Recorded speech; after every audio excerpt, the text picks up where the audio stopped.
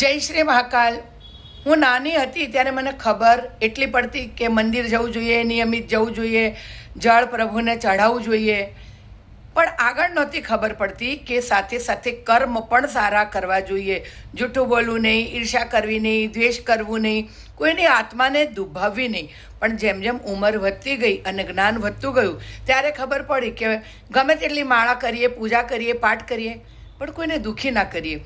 અત્યારે રસ્તા પર આપણે જઈએ છીએ તો એક પ્રસંગ એવો જોવા મળે કે ટ્રાફિક બહુ હોય, વાહન તો રોડ ઉપર મુકાય નહીં, એટલે કોઈને બે ચાર જણાને દવા લેવી હોય, દુકાનો હોય, બાજાર હોય, એટલે ગલીમાં જઈને બાઇક મૂકી દે અને પછી ખરીદી કરવા જતા રહે.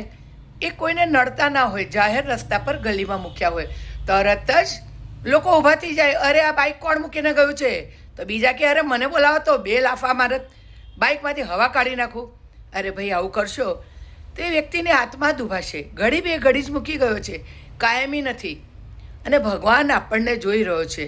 પછી લાખ આપણે પૂજા કરીએ, પાઠ કરીએ, પણ કર્મ સારા ના કરીએ, કોઈને દુઃખી કરીએ, તો એવું આપણો ધર્મ નથી શીખવાડતો. મનન કરો, મંથન કરો, કોઈની નિંદા કરવી નહીં, બુરાઈ કરવી નહીં, ભક્તિ કરો, શ્વાસે શ્વાસમાં પ્રભુને વસાવી દો. મારું એવું માનવું છે. જય શ્રી મહાકાલ.